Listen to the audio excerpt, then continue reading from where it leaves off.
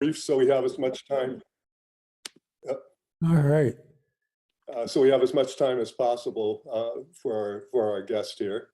On behalf of the Northwest Corner Woodworkers Association, I'd like to welcome tonight's speaker, noted craftsman, author, educator, and star of a long-running PBS show, The Woodwright's Shop, Roy Underhill. Thank you for being with us, Roy. We appreciate you taking the time and look forward to absorbing some of the knowledge on dovetail joinery tonight. As far as club members, one quick word. In order to allow Roy to demonstrate his processes and techniques without a lot of interruption, I'm going to ask that tonight when you have questions, ask them via the chat function. And when there is a break, King will either pass the questions on to Roy or prompt you to ask your questions yourself. Roy? All right. Oh, the floor is all yours. All right. Thank you so much, everybody. What a treat. I get to be with you this evening here. In fact, in honor of you guys, I'm just going to do the northwest corner of all our boxes. We're going to do them with dovetails. So I'm going to get right to it and show you what we're going to do here. Going to do 3 different kinds of dovetails. And this is, of course, the common through dovetail. This is the bread and butter dovetail. We're going to see how to do that first. Then we're going to look at half-blind drawer dovetails, see how to do that. And if you behave yourself, stay late after the show, you get to see how to do French dovetails. No joke. All right. So we're going to see how to do the through dovetails, the half-blind, and then these dovetails. This is a dovetailed in both directions. So it can't lift up, of course, and it can't pull out. So this can never come apart, this dovetail. The problem with it is it can never go together either. So we'll see how to do that when we finish up. So I'm going to get started. Let me show you the tools for the through dovetail. I've got them all right here. So we're going to start with cutting gauge. Oh, actually, we're going to start with a pencil. Then go to a pair of dividers, a tri-square, bevel, sliding bevel, dovetail saw. Look at that. Yeah. Coping saw. I'm getting quite a pile here. I'll use a small chisel, a mallet. This is my loaded live oak mallet. And a bigger chisel, and then a knife, of course, for the transfer, and then finally a rubber mallet to put it all together. So those are all our tools. I'm going to move them back here, and we're going to get started. So I said I'm going to do the northwest corner. That's the first thing. Well, it's the second thing in making a box, because when you're dovetailing, you're making a box, we're just going to do one corner. But there's something you always do with making a box. Decisions you have to make about the wood. Now, I wish this wood were had it to show. This is just some used tulip poplar. You can see it has glue spots on it. Tulip poplar, and this one may be really funky there because see the greenish part in there is a little bit brown, so we may have some funk wood in there. Nevertheless, what you look for in the making a box is that the inside of the tree, which I believe is here, this is the inside of the tree, goes to the outside of the box. So I'm going to mark this accordingly. Put this on here with the face mark and the V. So I know the bottom of the box and I know the outside. So the inside of the tree, oh, I did that wrong. Look here. I can see the heartwood and the sapwood, so I called it wrong. Oh well, because when I picked these up, I was going to say if you can't tell the inside of the tree from the outside, it doesn't matter. Just go ahead. But let me show you how I could tell the difference. Do you see how we have the streak of sapwood here, and the sapwood is much broader on this surface? Well, that's one of the reasons you put the inside of the tree to the outside of the box. You'll have more sap heartwood exposed. The other is that, of course, when wood dries, and if you were dealing, the tradition is you're working with air-dried wood, as the way you can always predict the way the wood is going to cup as it dries, it's going to dry over time, and it will cup in such a way that the rings tend to flatten out. So this will bend like my pencil is bending there. It'll get tight up here at the top and tight and try and bulge out in the middle. Well, that's better than the opposite. If it went this way, we would, of course, pull the outer corners apart.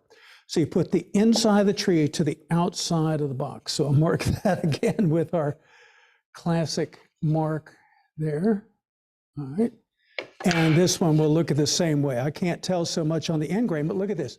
All heartwood on this face and a huge band of sapwood on this face.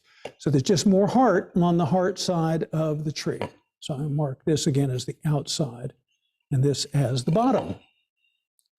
Now I did say I'm going to do the northwest corner of this. So I'm going to use the standard marks that you use for that, the triangle. I wonder if I have, well, here. If I was doing a box, we would mark it with a triangle on top. So something like this here, maybe I can show you. I would have a triangle here on the front. This would be pulled up, my front and back. And so this would have the back here, right? And I said I wanted to do the northwest corner, so I'm going to trade places.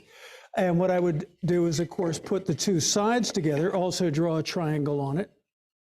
But now this triangle is bisected, bisected vertically, like that. And again, it's pointing towards me over here. So you have that there. And so that makes this the northwest corner of my chest. All right. So that's the first thing. We get the orientation marks, choose the inside of the tree to go the outside of the box. This is the back, and it's usually the back and the front that get the dovetails. And that just looks better. And the theory, people say, it's what most people do. You put the dovetails on the broad face of the front and on the back, and the ends just have the square looking parts. And that is not a hard and fast, it's just something that things have settled down. There's a lot of homogenization in dovetailing, and I'm going to try and avoid that. So we've got this set now. I'm going to put the tails on one, tails and pins on the other. So first thing we're going to do is set the gauge now. Let me set the cutting gauge. It's, of course, in my way here. And I'm going to see if I can show this to you. Here we go. I'm going to set this. I have two pieces of wood of the same thickness. So take the gauge. This is a cutting gauge, so it has the knife blade in it. You see the knife blade right there rather than the scratcher. We're going to use the scratcher for later on, just the nail type, but you need the cutting gauge, of course, for cross grain marking. So here we go. I'm going to set that to the thickness of the wood plus just a little bit, maybe the thickness of a matchbook sticking out over the edge there. So hard to see, but I've got just a tiny little bit. We want to have a little bit of overhang sticking out at the end. All right. So that's enough. I'm going to now run the corners that I need, and I'm only going to run the ones that I'm going to do. This one's the tail, and on the tails now, let's see. Yeah, the tails I'm going to go all the way around. Oh, and here. I'm doing this a little awkwardly because I want you to be able to see it here. All the way around. And of course, you lead the gauge. Let me show you what I mean here. And this is the corner we're doing right here. So you lean forward, of course. So many people say that a British technique is you push the gauge, Americans pull it. Go figure. But nevertheless, you got to lean into the direction in which you're going so that it trails behind you. Now this is the board with the pins on it. So I'm not going to do the ends down here. I don't need to. I usually do, but I'm not going to because people get upset when I do. So here we go. I'm going to put this again face out now. We're going to lay out the dovetails and use a pair of dividers. Now this is the most common technique folks use. Let me start. Any questions so far, King? Everybody, it's going, oh my gosh, I know all this. All right. No, you're in pretty good shape. All right. We'll keep at it then. I'm going to adjust the dividers too. And I'm just going to do this kind of by rules of thumb that have evolved in American furniture, the kind of dovetails, but such huge variety. This is just a place to start. So I do is I set the dividers to about half the thickness of the wood and punch in.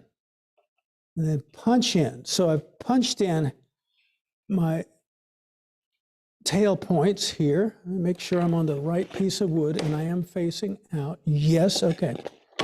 I'm on the back board.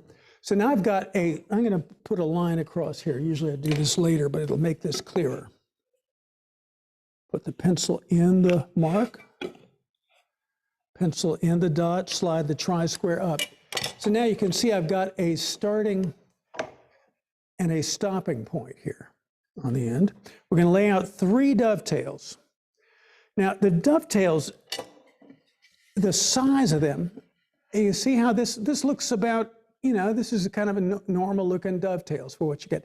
Generally the pins at their widest point here, these are the ends of the pins, they end up being about half the thickness of the wood that you're using, and the tails about twice.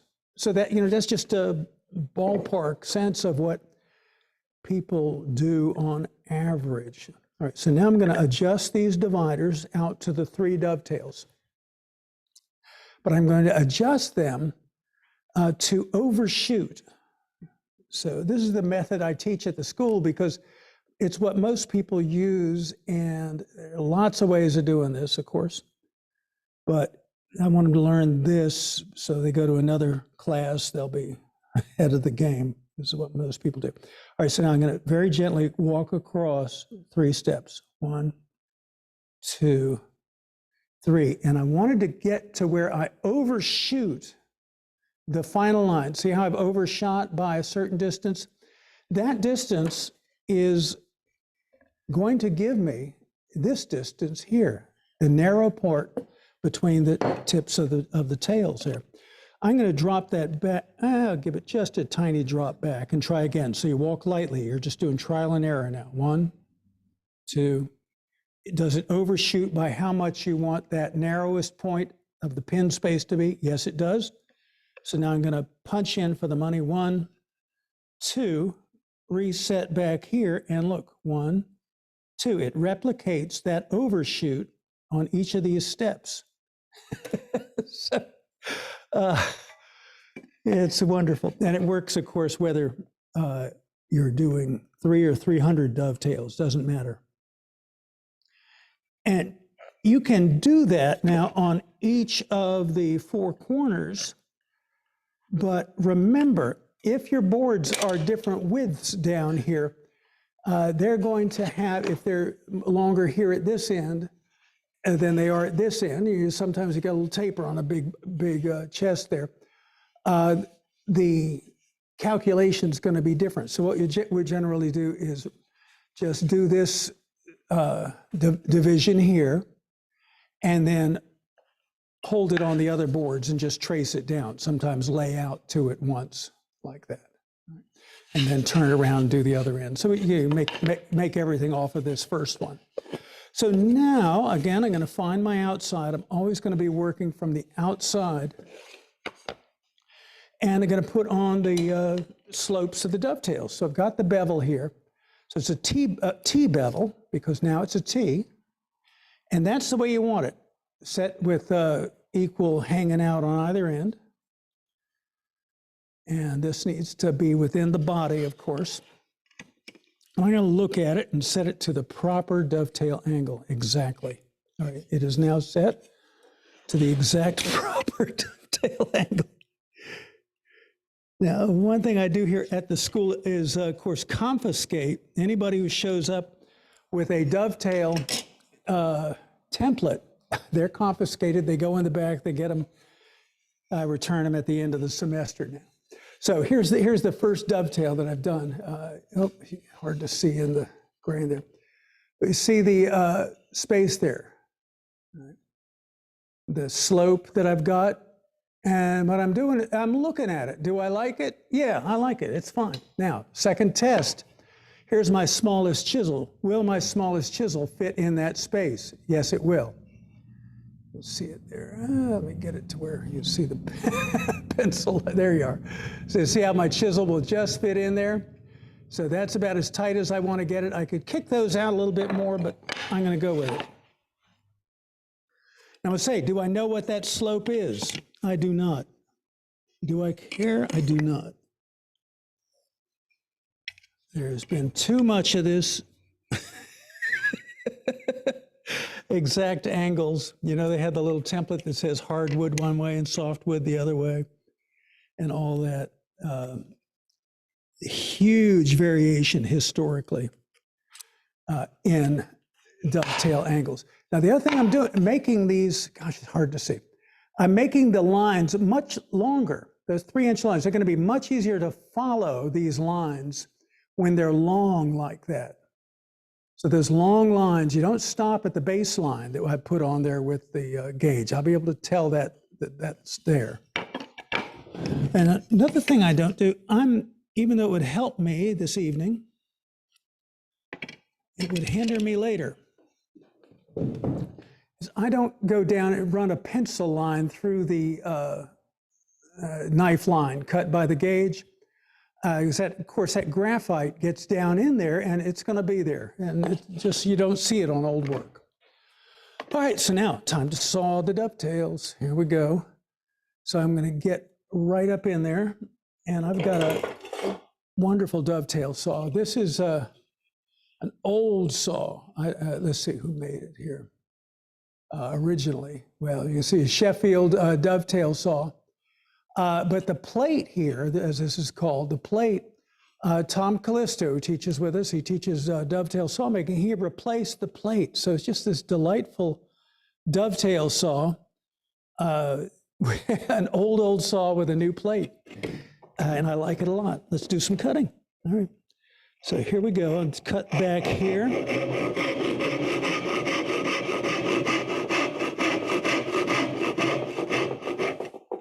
And here.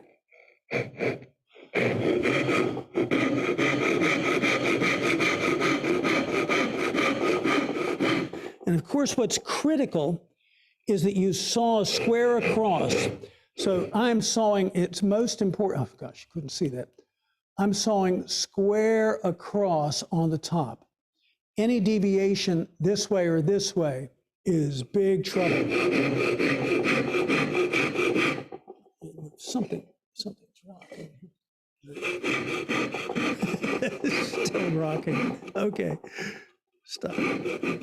Now you can deviate down here on this, move that around. You can deviate on these cuts, but you cannot deviate on the top. That has to be square.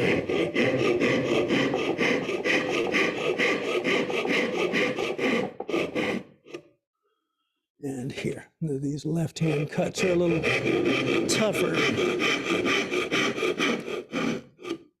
All right, and here.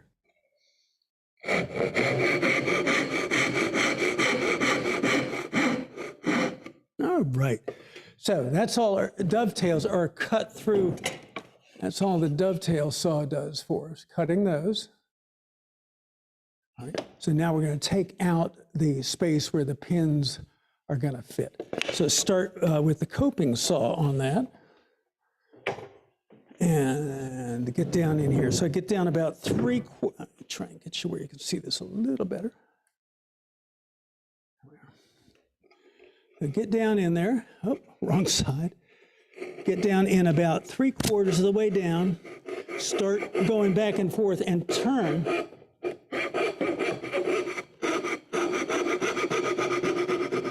I'm looking to get about 1/8 of an inch above the gauge line there, about 1/8 of an inch.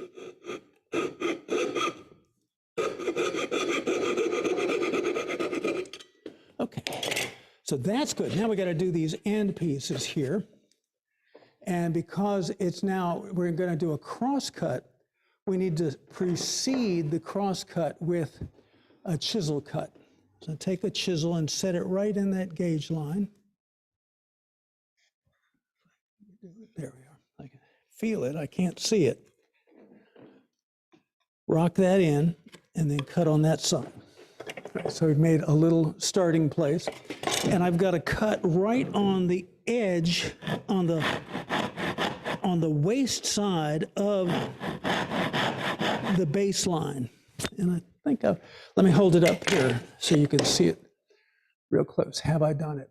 Is this curve going? No, it's not. Oh, ignore that one. All right, so I'm going to have a big gap there. I need to be on the waist side of that line. And of course, I was on the keeper side. And let's do a better job over here. So again, rock in, and then a little bit of a nip right there. Okay, so that makes a vertical wall on this side and a sloping wall coming in on this side to hold the saw and get you to run right down. Let's look at that one and see what we see there. Okay, see how that saw curve is going just on the waist side of the baseline there. So that's what we want to have. All right, so let's finish that up. And now it's chisel time. Okay. All right, so there we are. Right now we've got that. I've got to bring these down now to the baseline. I'm going to do that here on the bench top. And I'll be standing. And what's critical here is how you hold the chisel. Trust me, this is the thing. Holding it like this. Now see, I've got 2 fingers free here. And I'm going to put the wood right on my bench top without a block under it, without a cutting board, because I'm not going to go into the bench top. We'll stop halfway. So we're going to cut halfway from one side, flip it over, cut halfway through again.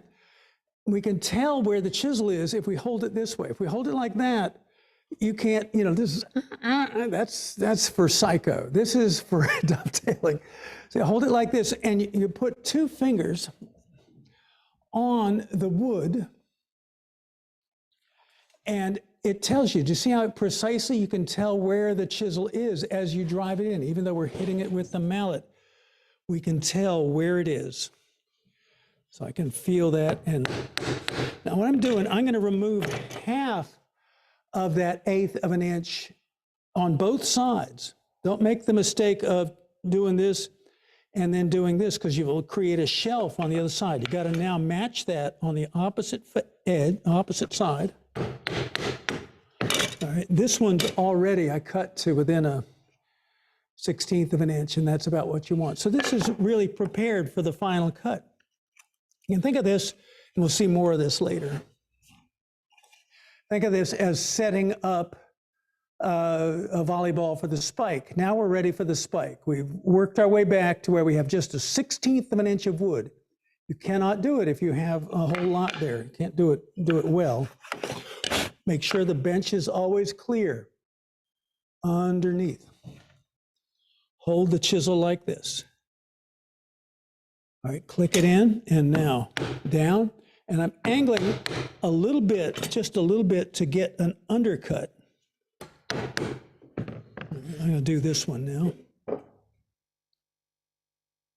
Click in, there we go. Angle, and get that undercut. Over.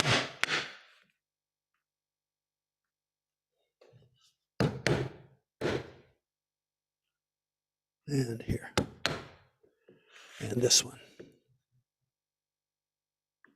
Click. See, I can tell halfway down. If you put a cutting board underneath here, let's say we did this. Say, oh, I'm going to put a cutting board and go onto that. Well, now you've made an air sandwich. You've made a pile of mattresses, and it's just noisy. You lose a lot of your effort, and you don't need to do it. Just don't go into the bench. All right. So again, I've got my face side here. I'm going to just do a little bit of cleanup inside these, between these tails now. So just stand it upright and see that it's okay, that you haven't got any Klingons in the corner. There we are. Okay. Good. How I look there. There's something there. All right, and of course I'm working from the face side, so if I catch and break out, that breakout's going to be hidden in the joint. All right, so we're good. So that completes the dovetails. So that's it. I'll see you next week. Those of you who signed up for pins, we'll do those. No, okay, let's do the pins. So, oh my, here we go. I've got my face, okay, just trying to find the face side. So now I'm going to take a block of wood and build a little bridge. All right, so we're back here to the front bench again.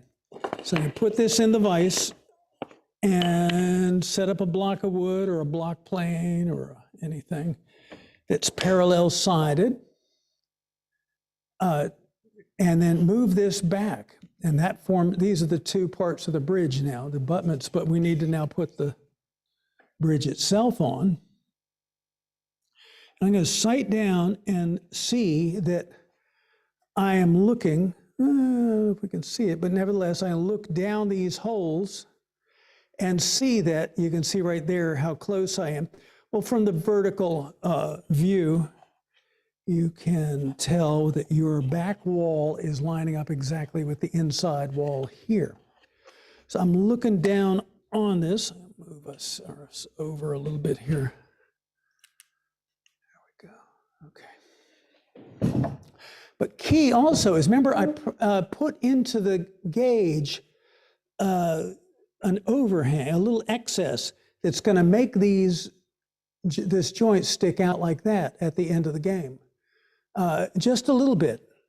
Now I'm going to feel now all the way down here and feel that that's even, feel that my ends are even, all right? And that I have that overhang, and you can feel it there and tell when it's even. Now if I go too far forward this way, all the dovetails will be extremely tight because I'll be favoring the diverging end of the V down here. And so that will make a bigger mark than I need. If I'm too far back this way, everything will be loose. So you want to get it just right, hold it on there, and take the knife and strike in down the length of it. So here we go. I'm going to strike in the base of these.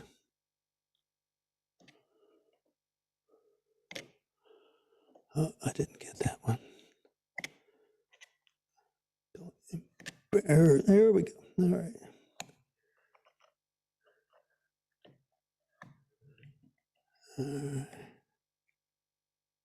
I didn't quite get that one right. All right. Well, we know just logically, you can see all the marks down there.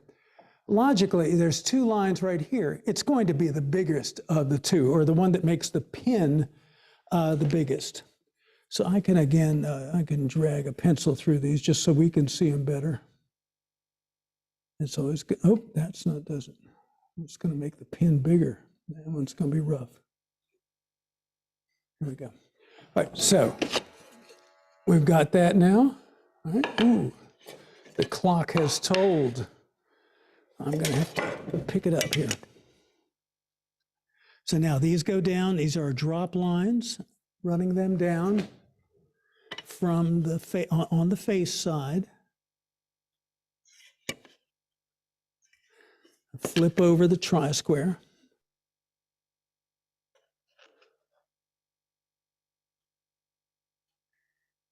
King, is anybody still with us? Or shall I just stop now? They've all logged off. So. Oh, no. How embarrassing. Well, what shall we do? We can just. No, right now you've got the biggest crowd I think we've ever had on a Zoom Oh call. my goodness. Well, it must be long nights. All right. Well, thank you. You're all very, very indulgent with me here. So now I've got, of course, so I'm going to move this over just a little bit. Going to take out here. And again, it's very tempting and I think helpful often to pencil in that baseline. It's hard to see. So I just cut that with the knife. But again, the graphite goes in there and it doesn't plane out at the end. Surely that baseline should be on there when you're all done. All right, so here we go again, dovetail saw. Now here it's critical. This is where you've got to do your sawing exactly right. I was kind of cavalier before, but now you've got to touch the line, but leave it. So I ran the graphite down the valley made by the knife. See if I can come up a little closer. I ran the graphite down the valley made by the knife. And so there's graphite on either side of that valley because the graphite went on the rim. The valley was made by the knife. The graphite went on either side. I should take off 1/2 of that graphite and then go straight on down. Now, if there's any deviation, because I just put these lines on, these are secondary evidence here on the front, these lines that I put the drop lines. So if they're offset, don't copy that error, just saw parallel to where the saw cut. Saw parallel to where the saw starts out, or on it, Okay, so I'm going to touch the line but leave it.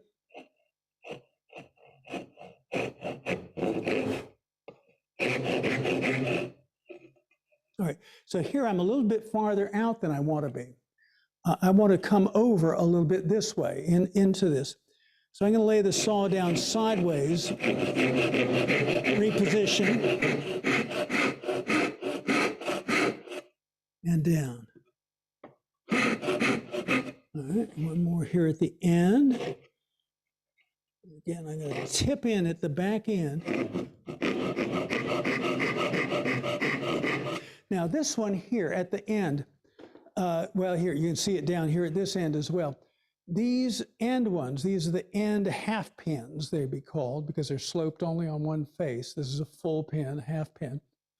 This, if you're going to make it a little, if you make these too big, you can, when you drive it together, you'll get a crack right down there. So there's no virtue in any error that enters in. You don't want gaps, and you don't want it so tight that it cracks. Okay, good. All right, coping saw again. We'll whip this out. Back up.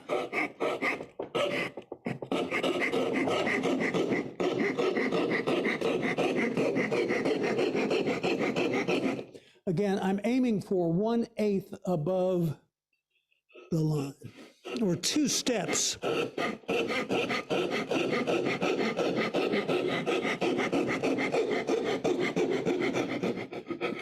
2 chiselings. Look at that, I didn't even cut that one. So we get to do that again.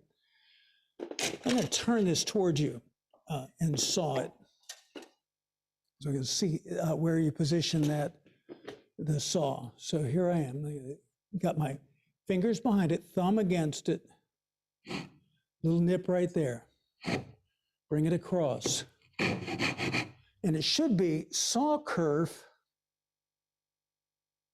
line. Do you see the little white in there? That's too far out. So I'm going to come closer by sawing this way and then straightening up. All right. You see I've come over now and I'm all the way up to the knife line.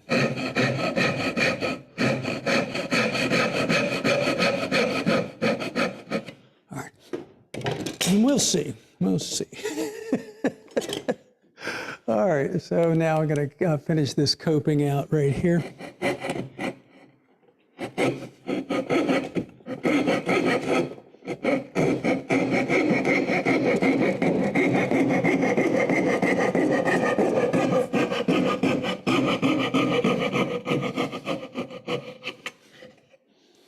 Ooh, I don't know what that one did. Oh gosh, look where that one went. My last one, it dove down almost to the line there, but we just missed it. All right. You see on all of these, I've got 2 steps or maybe even 3 steps back between what I did with the coping saw and the, how should I say, the baseline. All right. I got all these, get these guys out of here. So now we're going to take out the big wood in between. And again, even though we're working with a much bigger chisel, we're going to hold it the same way. So I'm going to hold this chisel just like this. 1-inch wide chisel. I hold it with my thumb on the flat. And this is the way I do. I work to the left here. So I'll just go down and bring these back to where they're ready for the final cut. But here we've got the complication of matching the angle here. So I've got to tilt this over to match the slope here of this wall. So we'll do that on every time we get in here. All right, so I only have to go halfway through and half step, half the distance back. You do not go all the way to the baseline on this first move. We're preparing the baseline to be perfect. I'm going to do all of these. This one's 2 steps back. I'm sorry, 3 steps. I'm working this way. All right, so I'm going to do that one now. Come back around to this side because I'll forget.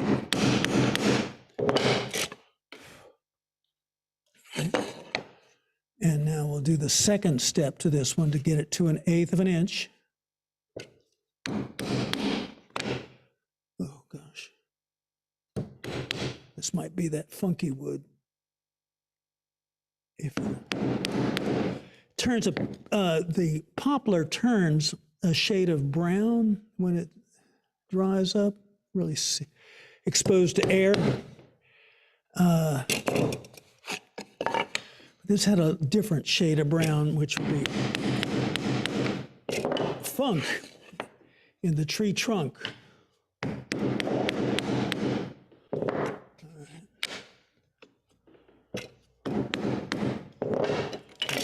Okay. So now I've prepared these pretty well close to that line, but now we're going to do the final work right up to the line. So still doing that preliminary step. I'm not in the line yet. Right. Now, our final cuts are going to be placing the chisel right in the baseline so we can feel it when it clicks in.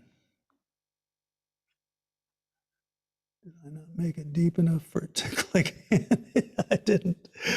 All right, let's see if I can find it. So I do is get it just right and then make a light tap. A light tap. So now I've established that line. I can see here, all right.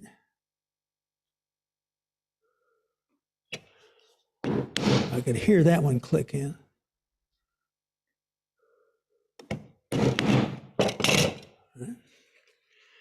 And then finally here, golly, I've just had 1/64 of an inch. Oh, but I heard it.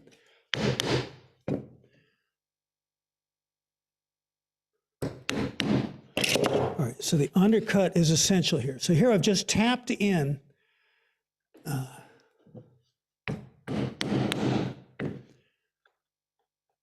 here. So I'm going to go down to the halfway mark this time.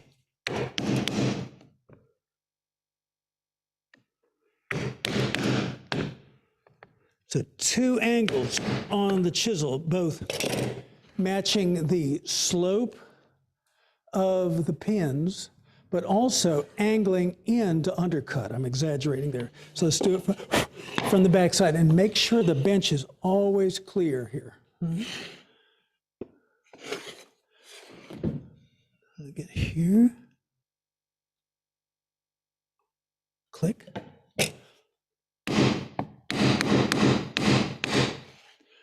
I could feel it when it met there in the middle. And stop hitting.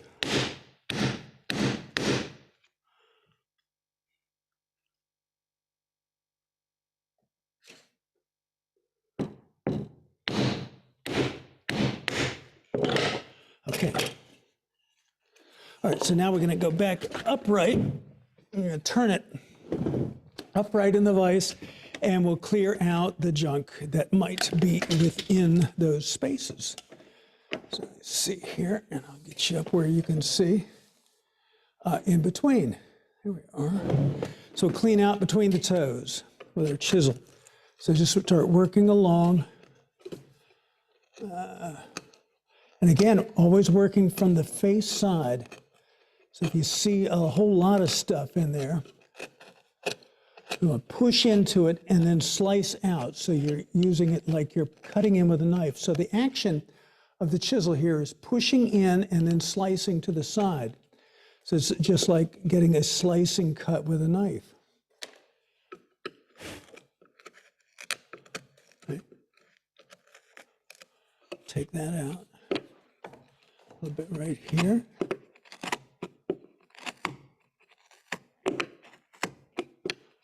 A little bit right there.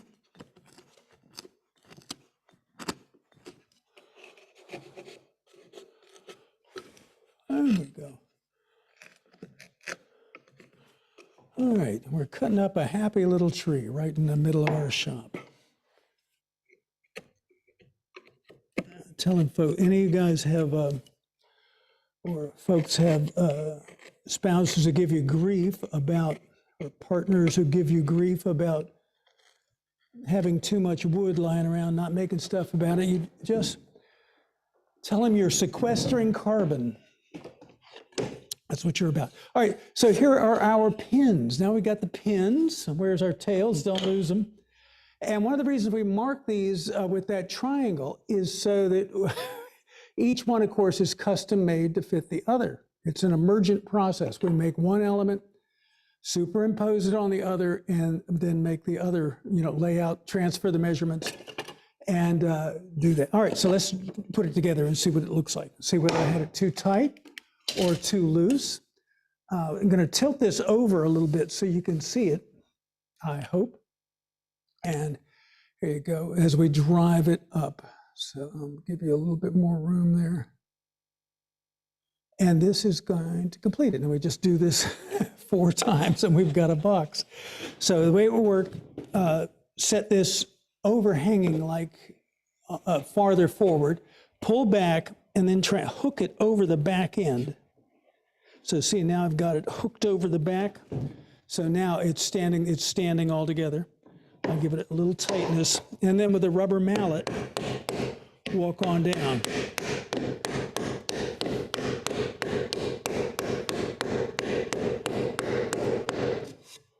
There you go. Okay, there's our dovetail.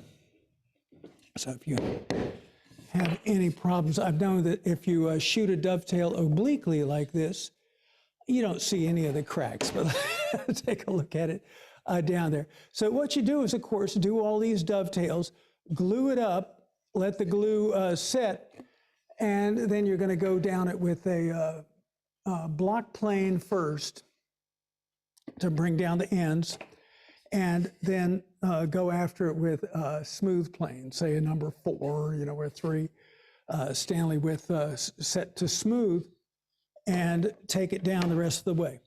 So this has that little protuberance there that we got to take off. Let's see how much there is. You can see it, I think, right here. You see how much I've got that pin, the end of the pin sticking up there. So these will plane off smooth. don't judge when you do dovetails. Again, don't judge them by saying, oh gosh, that doesn't look good at all. When you see dovetails in a finished piece, it's been glued and it's been planed. And it looks a lot better than it does when they're done drawing, but that looks okay. All right, so any thoughts from anybody on the through dovetails? We're gonna do the half blind now. Put on your eye patches. Yeah, it looks like maybe just a few quick questions, Roy. Is that okay? Yeah, please. Okay. Oh, yeah. Tony, why don't you kick it off? You were talking about the center line and that kind of thing early on. Oh, yeah. I would love to ask. I apologize for not knowing the correct terminology. I stepped in right. So when you're walking the line with the calipers, I thought I saw that they were a little wonky side to side on the center line. Is it okay to have that kind of play? Let me see. So I was walking, let me do it here. I bet I know what I did. I was here and then I was over there and then I was over there. Yeah, way more exaggerated than what you actually did. But I was just curious if you ever do a center line, or is it just not matter? No, I don't do a center line. No, listen, you're getting a lot out of me just having me use dividers. You just do these by eye.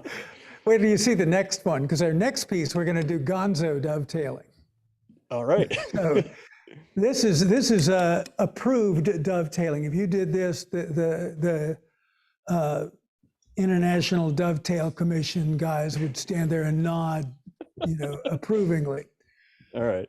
And that's, I got to get this out of the way, because now we're going to go into a kind of dovetailing that is outlawed in many counties in this state.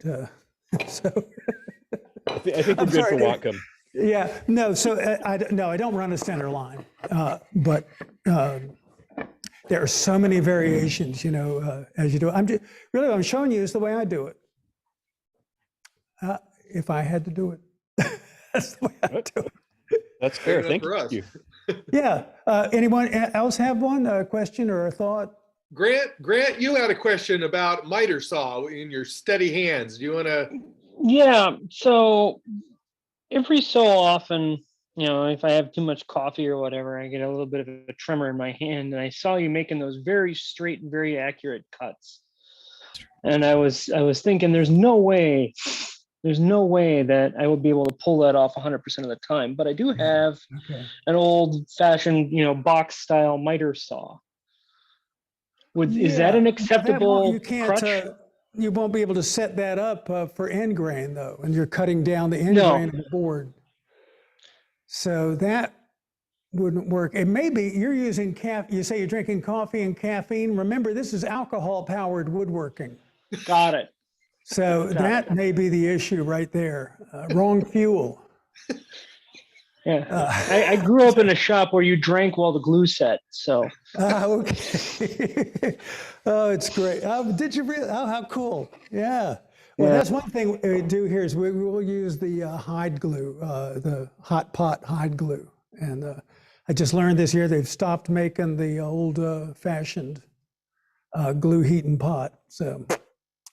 Oh, well. Okay. Anyone else?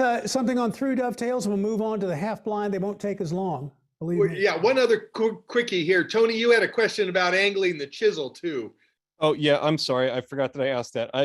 Roy, I noticed that when you were cutting the dovetails that you were angling in, like you said, not to cut into the pins or what have you, but the dovetails undercut? were facing, not the undercut, but just the coming in slightly at an angle so you're not cutting through your dovetails. Right. And I noticed that the dovetails were actually facing away from you. How did you know what angle to cut at, or were you just angling more than you needed? I didn't. But I've never had. I've never thought about it until you mentioned it. Now I'm probably going to screw it up forever. No. My pleasure. Thank you. Truly, I don't know. But and I think you dig into them a little. Sometimes I dig into the sides, but you never see it in the finished result, and it's not enough to cause any damage. If you cut too much into that slope, I've just not, and also remember, you're going halfway through from each side. So it's Oh, not going to, right. yeah, so it's not going to come out on the other side, where you didn't intend it to. All the errors are hidden down inside, hopefully. Nice. Awesome. Thank you. All right. Well, let's do some half-blind dovetails. So this is, of course, what we use for drawers. And I'm going to do just 2, not 3. But you see, let's see if we can see this guy a little bit better here. Here's a drawer. It's got the pine front and poplar sides. You can see the 3 dovetails, how they don't go all the way through the front. And one thing, on our through dovetail that we did before, it ended on a half pin. This is also a half pin. Let me crank this issue for a second here. Again, this is a pin ending. What's to say why not just have it end on a half tail so that this is the top of your box? Well, guess what? Historically, many, many people did that. Would end on a half tail. They're both in drawers and in through dovetails. It was not, they didn't have their magazine subscriptions up to date back in the 1750s, and so they did it many different ways. This is the current standardized technique. If you're doing historical work, there's so much variation. You think about what the approved slope is. People say, oh, well, what's the maximum slope you could have. It's described as rise and run. They say, well, gosh, down to 1 in 5 is pretty rough. Old work will have 1 in 2.5 inch dovetails splayed way out, stuff that you would never, should never work. But that's what they did. You study see the old work as much as you can and see how varied it is and how many things will work. All right, so we're going to do a half-blind dovetail. And let's see if I have one I can take apart here. All right, so here's one. I'll pull this guy apart and you can see how it seats down in there. So there's the sockets there. Right, these are the pins. And here's the tails. We're going to do the tails first. Now, the one thing we're going to do that's not right, and I'll get to that in a minute, is we're just going to do one of these. These, of course, be done in pairs. They'd be gang sawed, as we do. So it's grooved here so that the bottom and drawer construction, of course, the bottom is grooved in and is free to slide back and forth. So we have the grain to where it expands this way, back and forth like that. And it's glued only on the front lip, a nail here. Nails are flexible and it can expand and back and forth like that. So it never would, you wouldn't really want the grain going this way because that would push the drawer sides out and make it stick. So this is wonderful. Just like doors, drawers are designed with the movement of the wood in mind. Glued here, just a nail right there. All right, so let's get going. First of all, we got to groove the stock because remember the bottom is grooved. So I've got back here for your woodworking enjoyment. I have got what? I have got back here way back there, what have I got? I've got a Plow Plane. There it is, a Stanley 45. Now this is what we use a lot with the students just because even preferring a wooden plow plane, these are interchangeable. They're easier for the folks to adjust and they are very durable. And so here we go. I'm going to plow down, put that groove in our long piece.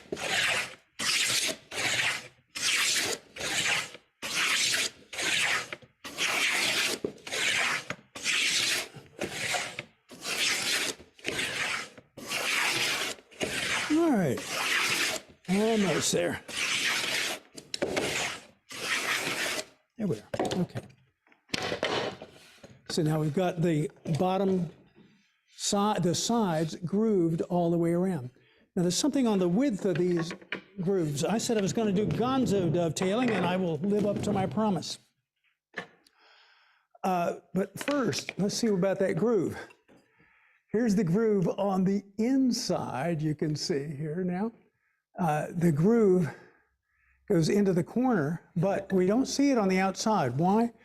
Because it's spaced so that it comes just clear of that. This dovetail covers over it right there. So you can see how it comes out of that dovetail, but it's right there. Well, the spacing from here to here is, of course, critical in having that be covered right there. Let me show you how I do it though.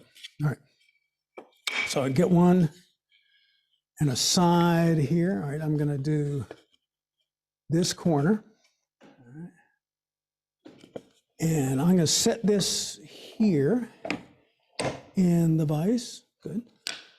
So what I'm doing is just seeing that these two are the same size and that the grooves line up. Also that the grooves are on the same end. It is not right to make a drawer with one groove up here and one groove down here. So get these things oriented right. So I'll take the gauge now, and I'm going to change out gauges. I'm going to use a common gauge if I can find it. Where is it? Well, oh, here it is, right in front of me. All right. So instead of the one with a knife that we used before, this is just a common gauge with a nail in it there, with the spike point. That works better on the end grain that we're going to do right here. So I start out laying out this dovetail. So I'm going to find this line here.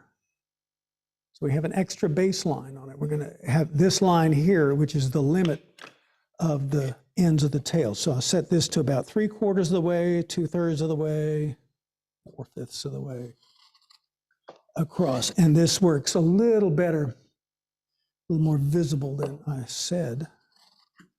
I'm getting two lines. All right.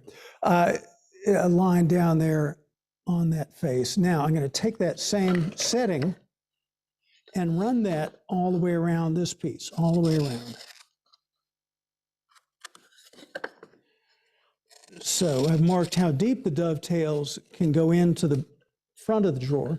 Now I'm marking how long to make the dovetails to fill that space from front to back. So you see how those are coincident there. Now I'm going to take one more measurement, the thickness of this side piece, and set the gauge to that. That line now goes on the inside face right here. So here we're now on the inside of the drawer on the grooved face. So you can see the groove right there. So we know we're on the inside of the drawer. I'll run that down. So that tells you, of course, how deep to cut the sockets for the dovetails. So we could do the same marking by putting this on here, up like that, and drawing a line underneath it. It would give us that same line. So that's what we've done. So we got 1, 2, 3 marks now. All right, now I'm going to lay out the dovetails. And here comes the gonzo technique. We're going to lay out this space using two dovetails, and we're going to do it like this. We're going to mark here with my chisel, here with my chisel. Oh, get it in that baseline. All right, and then we've got one in the middle. All right. And so now I have 3 marks there. These are the openings of the where the pins will go. Now, so I'm going to find my pencil. All right, got it. And now put the bevels on here. So again, I'm going to tighten this up just a little bit more. I'm going to give it a little more of a slope, just for meanness sake. And so now, instead of going from the top down, we're going from the bottom up. Look at that. You see what I'm doing there? So I'm coming from the bottom up. I marked the bottom of the pin space and went up to the end there. So we're going completely backwards. And here, and now I'm going to run these lines across. I'm going to, well, here, I'll turn them over here to this side so you can see it. put it in the vise and run these across. Now here's where I'd sandwich up a whole bunch of these pieces and do all my drawers at the same time.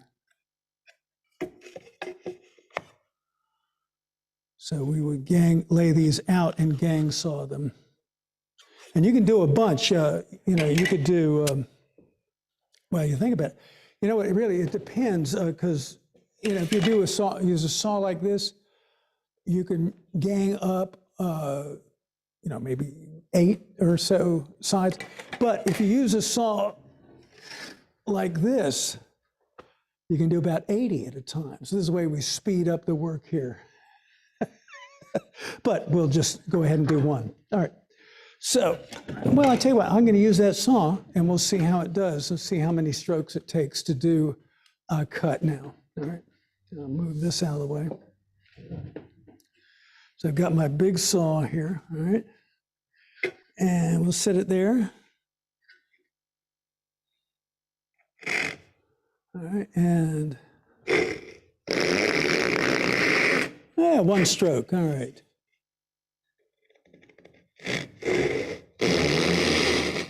One stroke. All right. I can't do the left-hand cut very well. Let me go ahead and get back to my other saw here. All right. And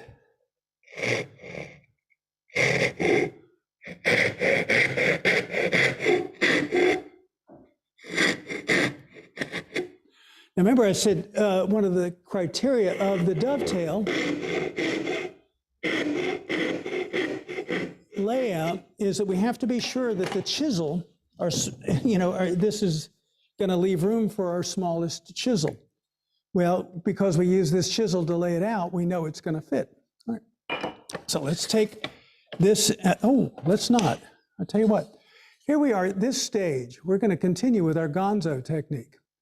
So I've made these very steep, like I said, you see in historical work quite often. Let's get our drawer front. This is our drawer front. Here it is, okay.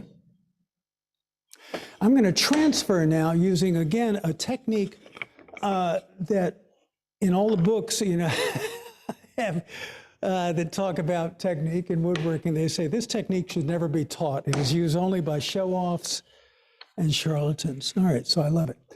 What you do is we built the same bridge. I've got the wood still here before. Remember when we did it before, took the wood out and struck with a knife. Here, we're going to take this, set it right up flush to that line. All right, hold it. I'm going to take the saw and hold it like this. So I've got my dovetail saw, but see, I'm holding it with my finger on the tip. So we're going to put the saw in the kerf, get it down in there and pull back. This is the saw back method of transferring. And you can use this on through dovetails as well. And you see how that has marked the dovetails there. They crisscross down at the end, but that's it. Now, of course, you got a saw on the outside of that blur line.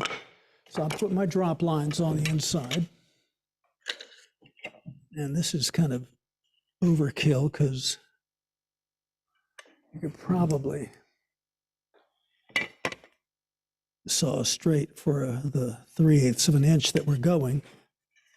But get something just so, keep my eyes oriented. All right. So now we're going to saw this, but we can't saw anything but the diagonal. All we can saw is the diagonal cut here. Again, I'm on the outside of that saw mark, and I can overcut here. You see, I've gone past the baseline down on this side. This is very common. You don't see it.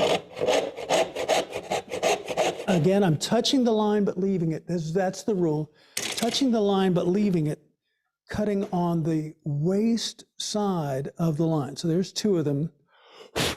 And you can see I've done it there. I had a little misstrike right there. I'm on the outside. All right. Let's finish up here. We saw the diagonal, so we don't go past the line on the front. That's the polite side. That will be seen.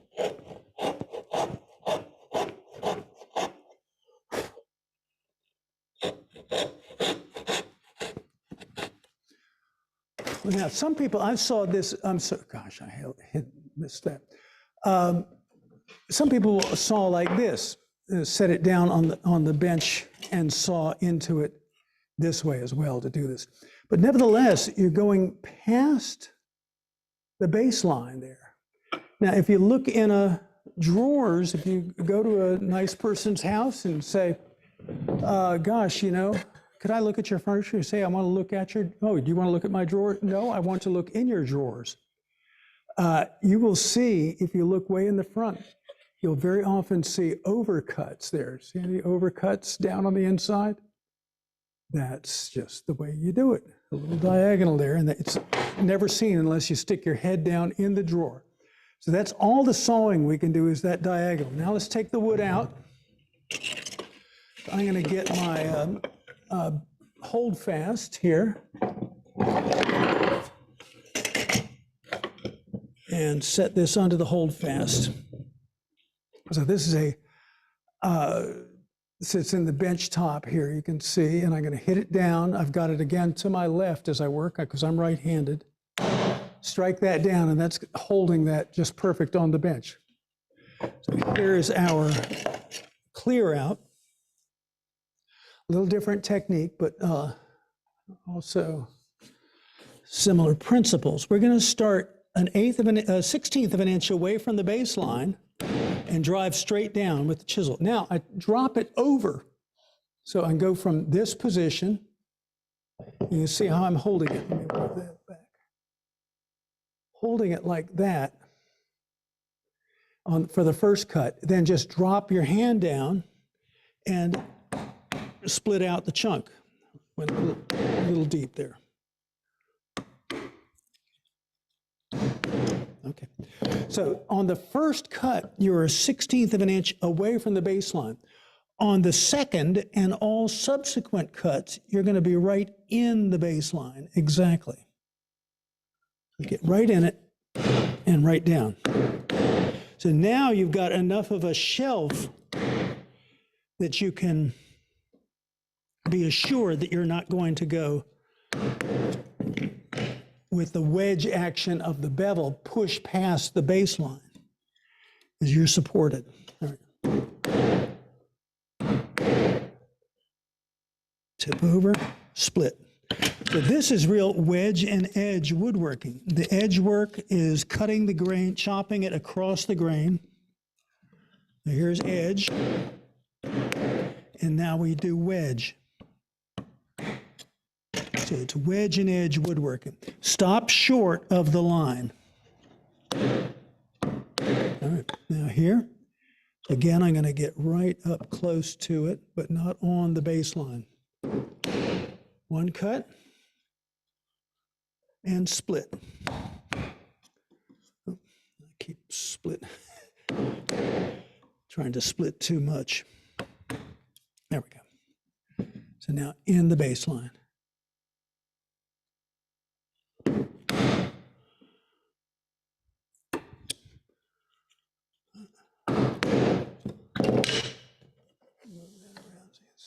See down in there.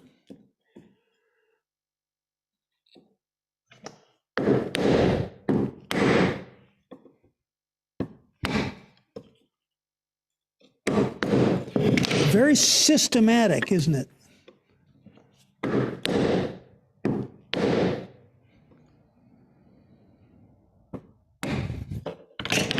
Now we're close. All right, so we're very close to the baseline. You can still see a little wood there. That's what we want.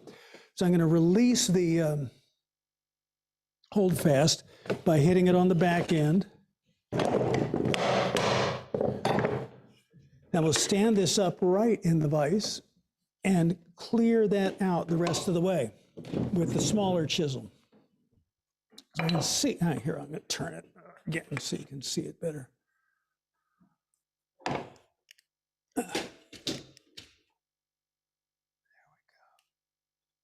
Now you can see the extra wood They're up from the baseline. So now we start rocking in and get over to the baseline.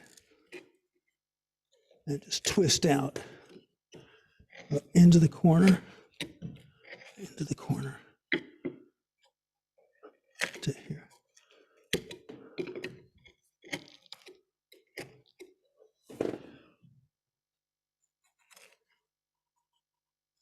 Once you get a surface there, you just reference against it.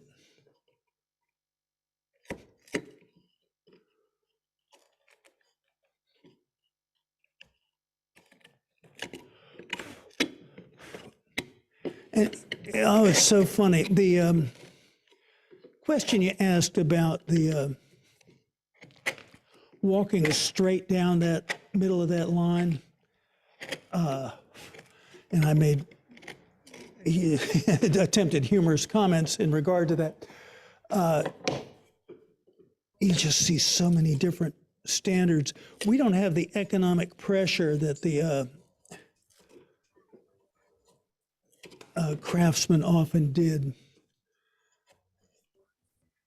in the handwork era.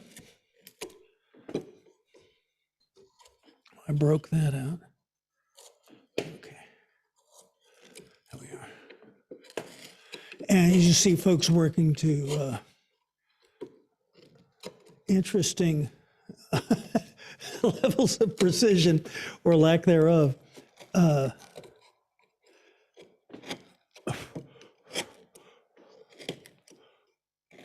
In the dovetailing, among other things. This is, all right, there we are. So if I had deviated and had them slightly uneven, it would be an aesthetic issue. It wouldn't be a construction issue. So I see the light's a little better here, and I can see I didn't get up to the line. Right up here.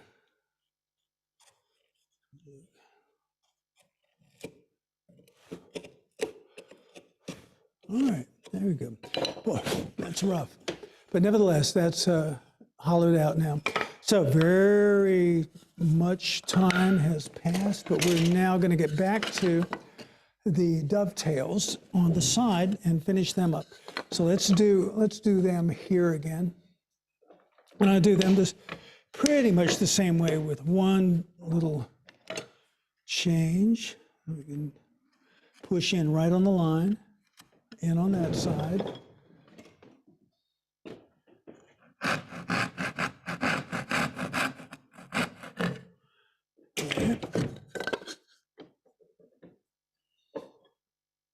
Again, this is something we do anytime we're cross-cutting. You're going to proceed it with a knife or a chisel.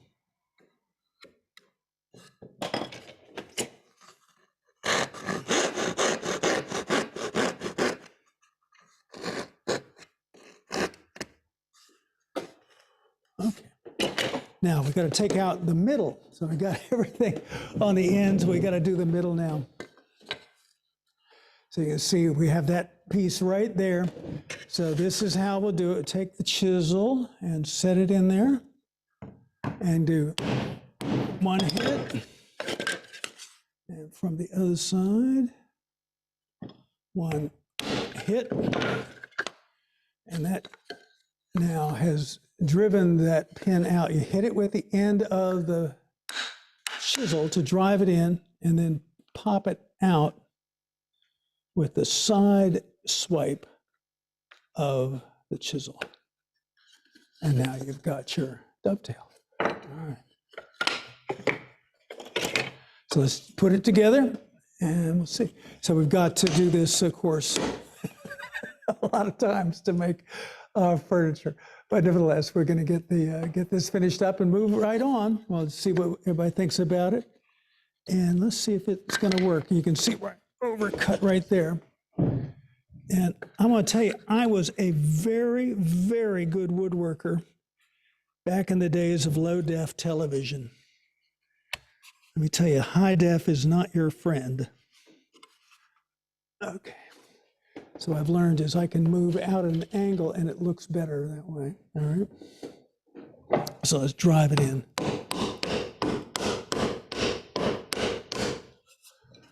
right, boy, that's beautiful. I've learned what you do is you put your finger, oh, well, that looks great now. Okay, well, that's all the time we have. We'll see you next week right here. And that's what you do.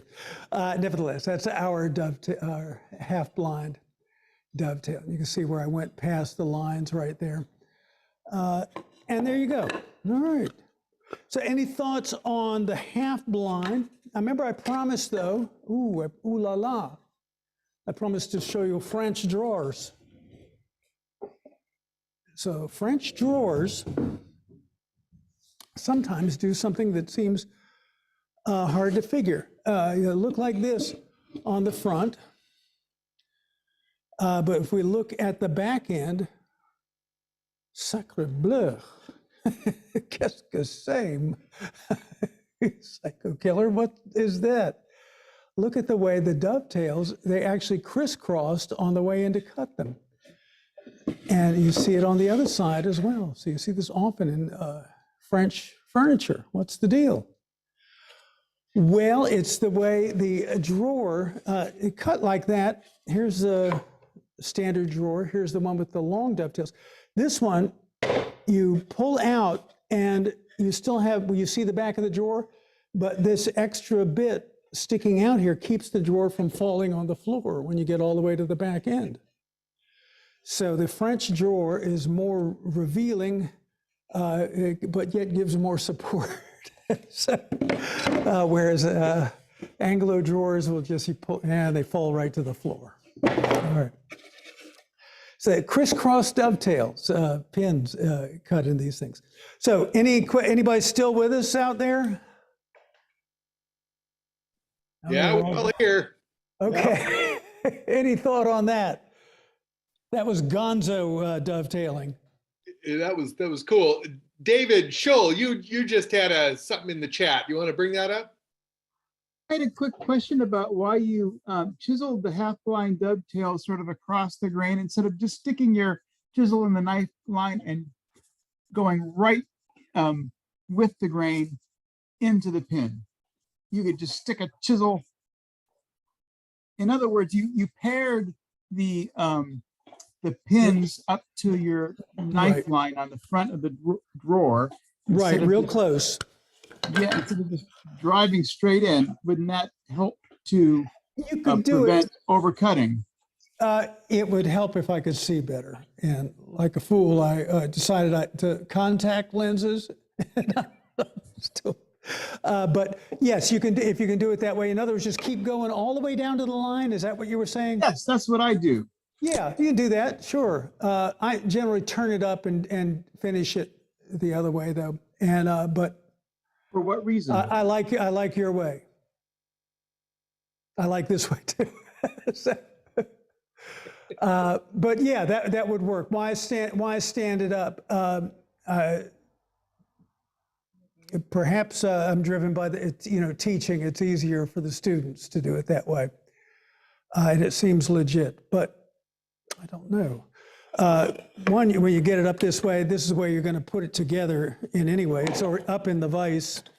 You're going to put it in there, and you've got it ready to go. So, but yes, I think you could have split it all the way to the line.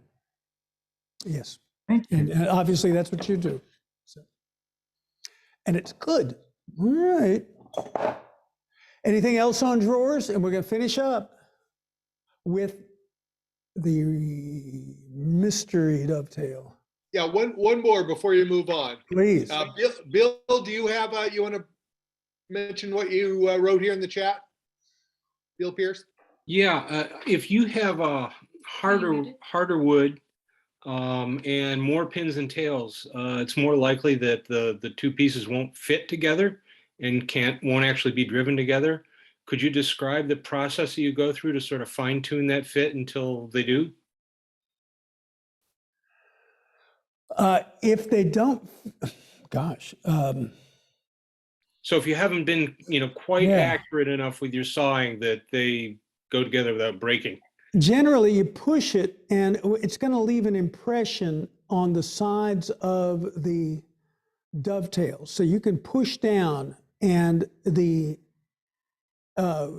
points of interference are going to leave impressions on this inner surface here. So if it hadn't fit, I would see a little compression mark right there. And I'd know I would trim the pins, not this. But it'll tell me which pin needs to be trimmed back a little bit. So that's what I have folks do. Yeah, give it a push, look for the compression, and then cut the pins accordingly. But generally don't cut the tails. Thank you. Unless they're egregiously bad. When you see students doing it, they do quite interesting variations. What's the reason, Roy, for cutting the pins as opposed to the dovetails? I'm sorry, cutting the.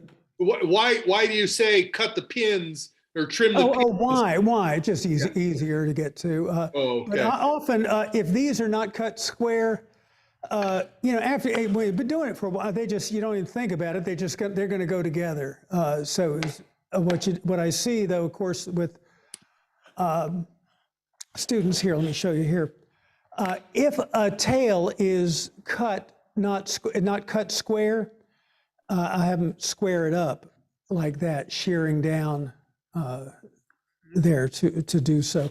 And if they can get the chisel, if the chisel will fit, which this will not quite do it that way.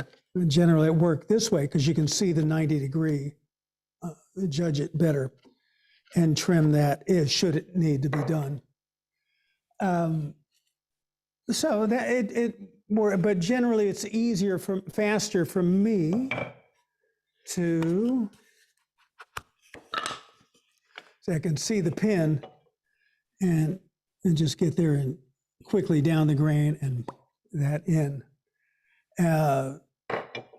Don't know. Why do I do it that way? Good question. Oh my. So either one, you trim one or both. But generally I find it just, I'm looking at, you know why I think it is? Because when we're fitting it together and there's a problem that somebody has, this is already standing up in the vise.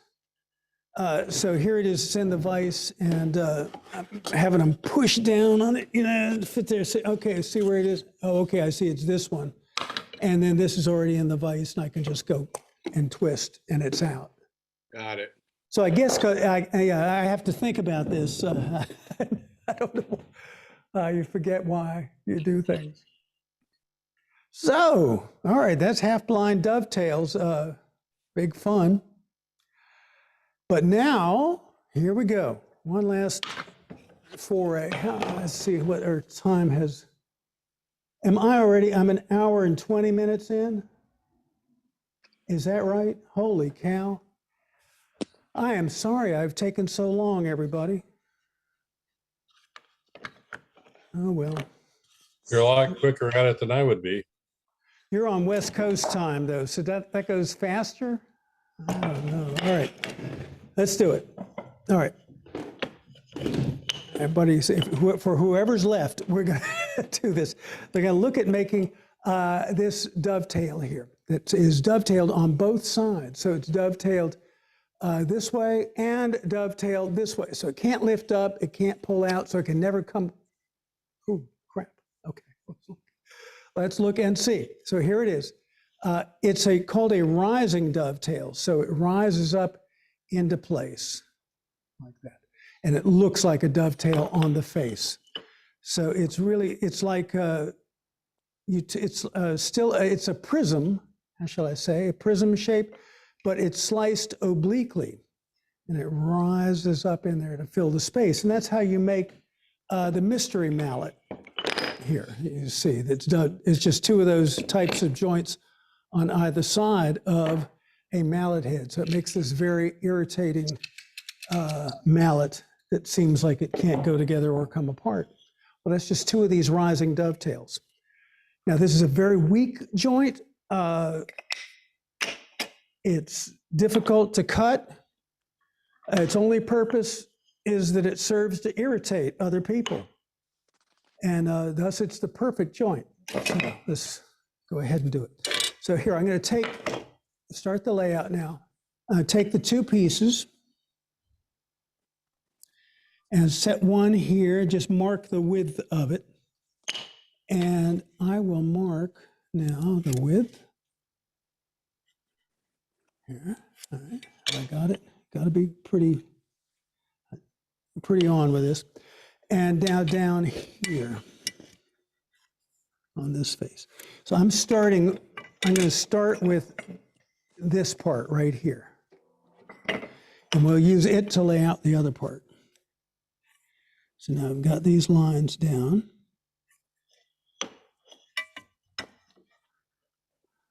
I'm having a good time. So, here we go. And there we are. So I've got that marked here. I'm going to mark the right-hand side.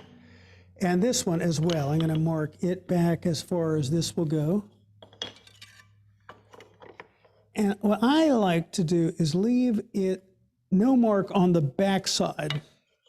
In other words, there'll be no pencil marks on the back of this one or on the back of this one for a while. That helps me know which is up and down.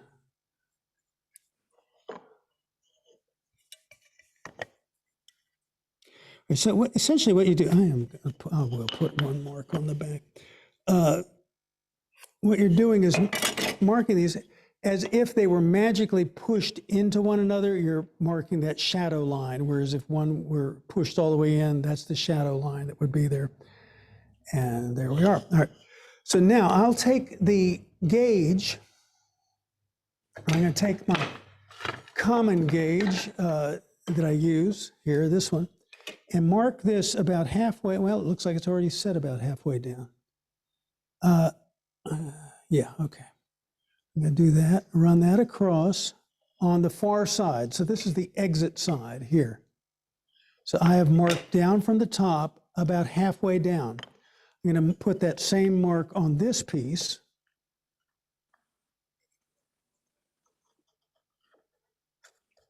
The same distance. All right, so now I have that line there and this distance here down marked. All right?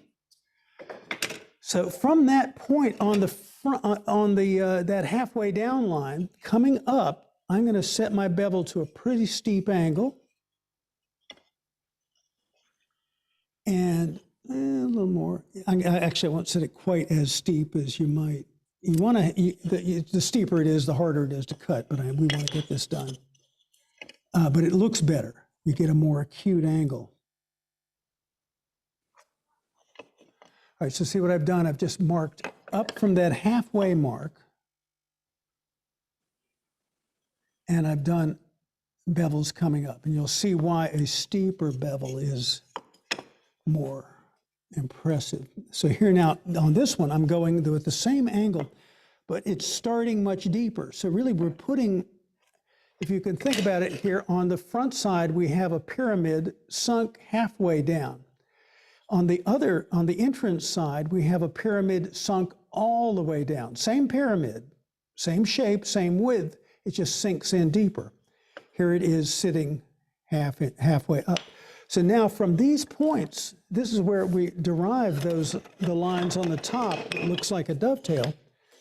We're going to connect this point here and this point here. So we're going to connect where they come up on the surface, and that creates another angle. So this is the beginning of our dovetail angle on the surface. We mark here, we mark here.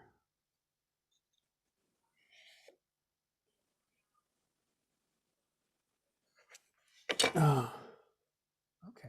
So do you see how that works? We just connected the top where that comes over the corner to this where it comes over. Okay. So now we're going to saw that. I'm going to get my bench hook. Oh, golly. All right. Well, we just hit the 90-minute mark. All right. So we're going to saw this now in the bench hook. And let's see if I can, I wonder if I put it in the vise. That might be easier. So I'm going to do is take that piece and set it in the vise, cocked at an angle. That should make it a little easier to cut. It's not an easy cut.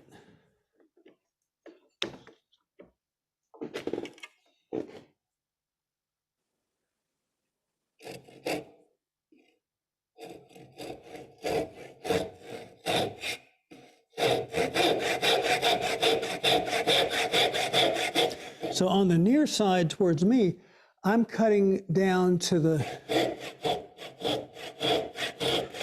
halfway mark. On the far side, I'm cutting down, let's see what that looks like. I'm cutting down all the way to the bottom. And did I get it there? Even close? All right, I'll try here.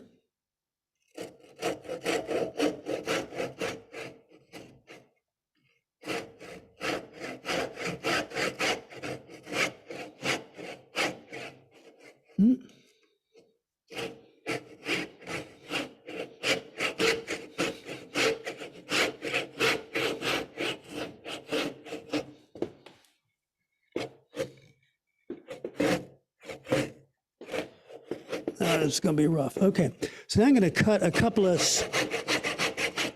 release cuts in it. Goes all the way across and then down on the near side. There we are, on the entrance side. All right, and you can see on this side, I've just gone down to the line. I'll just do those two. All right, we'll see if we can't take the wood out. So I'll take the chisel and start zipping out the wood.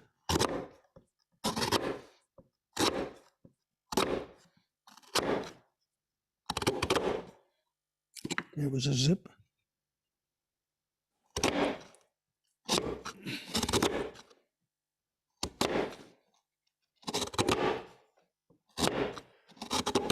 So you see the way I'm working, I've got my the chisel held like this and dropping the weight of my body on top of it to force it down.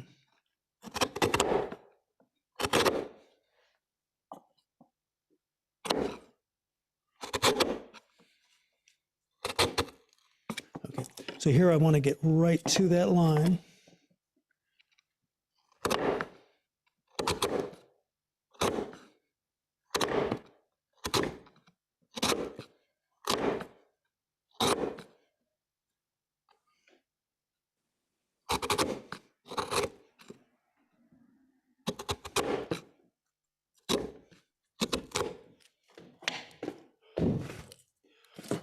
All right, getting close.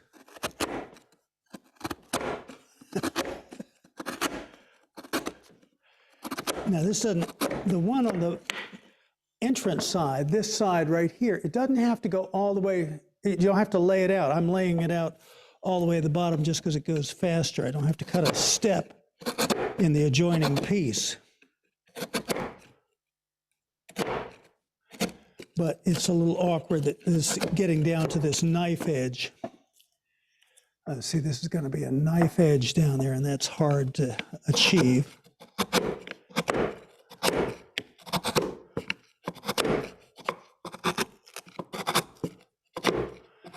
All right, and actually on this one, we were undercutting before. On this one, we can slightly undercut as well. Let me see.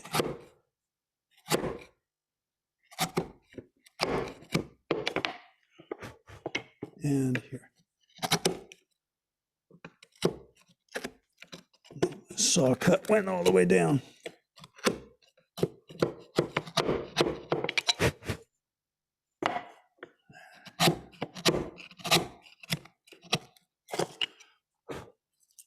You see how difficult that is? I got to get that down to a knife edge, almost there. And this way.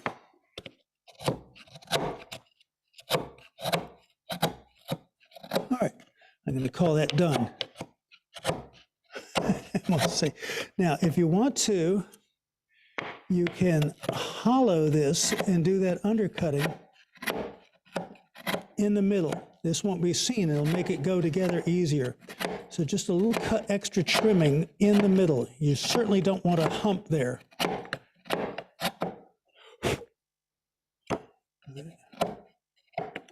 All right, that's it. I'm going to leave it at that, and we'll go with it because time's a waste in there. So see, I've got it all the way down on this side. I'm sorry, halfway down on this side, all the way down here. So now we're going to use this measurement to lay out this, and we'll very quickly saw the other end, I promise. So here's what we do. Take this cut piece and stand it on top. So we're going to, again, just like any dovetail, we're going to use the existing piece to lay out the next piece. So I'll set this right here. I see it's a little offset. You see, it's not quite even, is it? Well, we'll just copy it then. So I put that there. All right. And now take this end and put it here. Okay. So this is I got to do this right, like this. So see, I've done this one here. Now turn it over and mark it here. Ooh.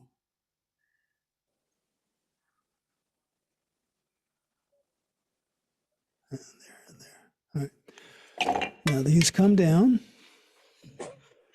Connect those dots.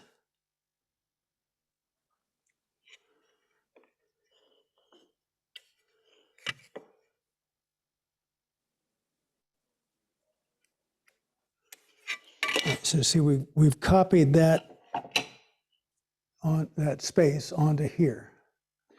Now I'm going to connect this down, those points down up to that halfway line. Let me mark that with the pencil a little better. So there's our halfway line that we marked on the end. So we'll connect this line with that. Boy, not much slope. So if you make a boulder dovetail,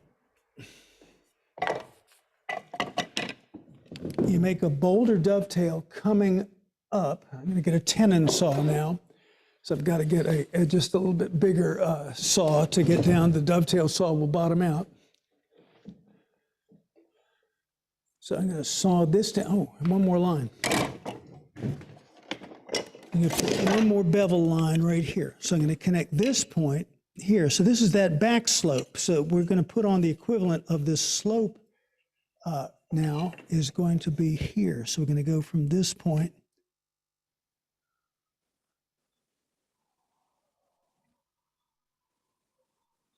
to here.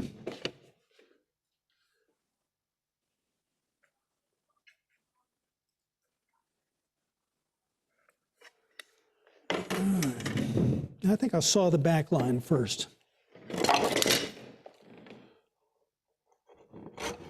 And I'm going to saw this a little loose.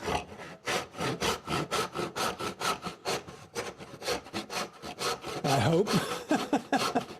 So we can get it together.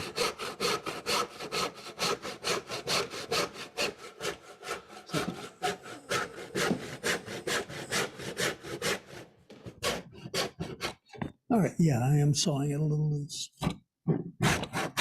So that should have come out right at the baseline down here. So you can see how I've gone all the way down to here.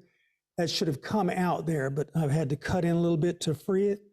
So I've undercut that a little bit, but that just assures us that it's going to fit together real quickly when we put it together. All right, so I'm going to go around to the front side and saw down this angle.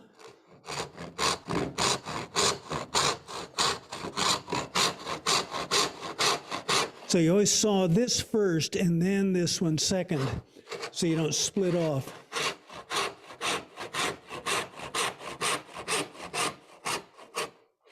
All right, and here.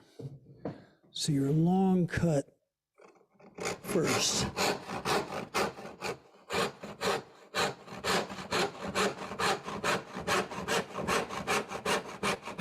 All right. 2 more cuts and we're done. And everybody can go and watch Succession. All right, let's see. So I'm going to cut. No good way to turn this, is there? All right, I'll turn it like that. And saw down. So I have to see it from the other side now.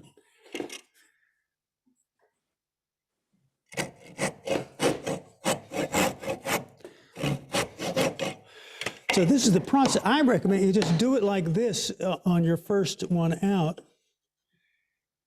Just do it. And then you can tune it up so that it looks really good. And Chris Schwartz found this in an original magazine from the 1800s. You know, it says how to do this. And it says to glue this together when you're done, so that the trick might not be discovered. And I don't, to me, the whole fun of it is, you know, put it together and take it apart. So here we are. What have we got? We've got that cut now. There's the reciprocal of this piece. Let's see if they go together. So it should fit in down at the bottom. Oh gosh, okay. So what's happened is I didn't get the sawing all the way to that end. Let me just shear that with a chisel.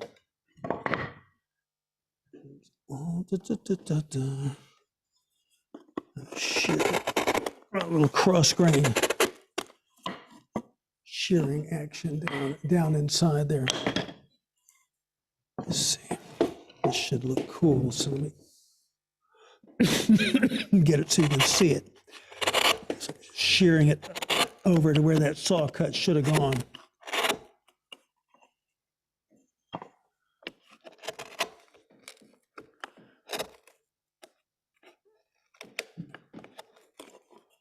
And same over here.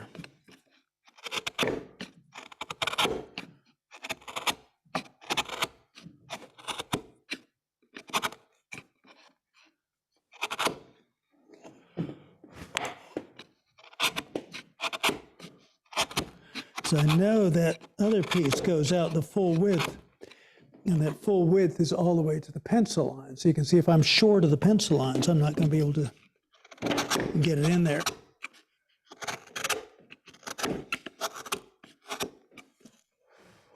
Okay, and here a little more. Let's try our luck. Okay, good. All right, so it went in now. So it started in. You'll see how it starts down low. And then as we push it in, it's going to rise up to fill the space. I'm going to tap it with a mallet. You can see how it's dovetailed on that face. So it can't lift up. And you see how it's dovetailed on this face, so it can't pull out. So it can never come apart. Problem is, it can never go together. But yet, it's still, it will. All right, so again, a rising dovetail rises up into place to fill it and do that. Okay, well, gosh, Northwest, you've suffered enough. That's it. Any question on that come in? Is everybody still awake? Oh, yeah, we're all Okay. here. Okay, so you do that twice with hickory. This is used to do this in hickory, and then a walnut head or something like that, some contrasting wood, and that's how you make the mystery mallet that has just two of these, very springy. What you have to do is put them in a clamp and push them way hard together, and they start tight on this side, and then as you drive it in, they rise up and spread out, and they're totally relaxed. But boy, it's under a huge amount of tension when you start to put this together. So there you are. All right. Yeah, I'm sorry. Was there any question on that? Why would you want to do this? Just to irritate other people. That's it. That's the only reason? That's it. The only time I've seen it, actually, I had to make, I was copying a French workbench. It was commonly called the Aruba Bench. Now it had a splayed back leg on it, and the only way to get the front on was that this tenon was coming up like that, and the front leg is straight, and this joint worked on the front because it made the bench top move back exactly at the slope of the back leg. So it's useful there. The only other place I've seen this used was in a lectern. It was a teacher's lectern, and I swear it was at, is it Gunston Hall? Not Gunston Hall. Yeah, Gunston Hall. The father of the Bill of Rights, Mason, George Mason. It's been a while. I had a little schoolhouse there where we teach the kids, and the teacher had a lectern, and the foot of the lectern, so it had a post that came up like this, and here's the top like that for reading, and facing the kids was this impossible dovetail joint. And, you know, so they would never question, but thing is, you've got to know enough about a dovetail to know that that's impossible. Right now, with everything virtual, you know, anything, you know, you 3D print it, you know. Understand how this is, it seems impossible. You got to understand how the physics in order for this to be a mystery. Okie dokes, anything I can help with or say goodnight? Roy, This was thank you very this was much. fantastic. Great presentation. Fantastic. Thank you. Thanks, guys. I appreciate you sticking with me. I apologize for keeping you so late. You know, I timed this but without talking. So, I don't think anybody's complaining about that. okay, well, good. Thanks a lot then. Yeah. It's only 7:45 here, so it's not late. I know. All right. Well, I guess I'll head out then if I don't have any more questions on this. Anything you'd like to see before we go? One last question, just to stir it up a little. What's your take on dovetail jigs and that kind of thing? I can do a little bit. The dovetail jig. Is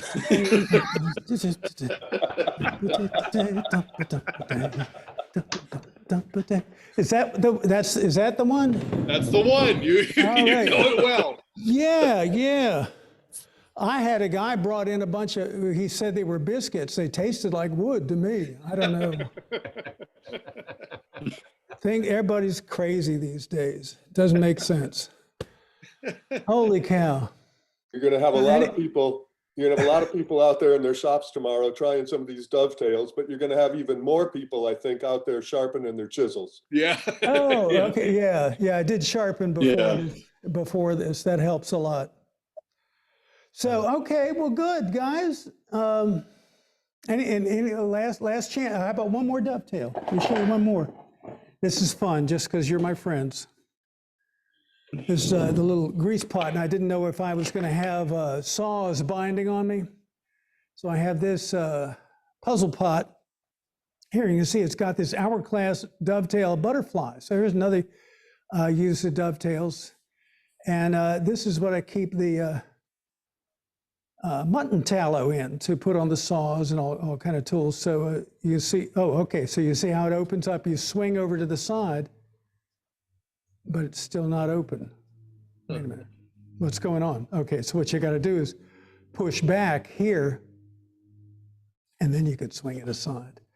So the hole in this lower second lid is elongated, so you can push it back. So it slides forward onto the dovetail to lock it. So that's a boxwood dovetail, and contrasted in walnut there. So you can push it back because the hole is a slot in the second lower lid down.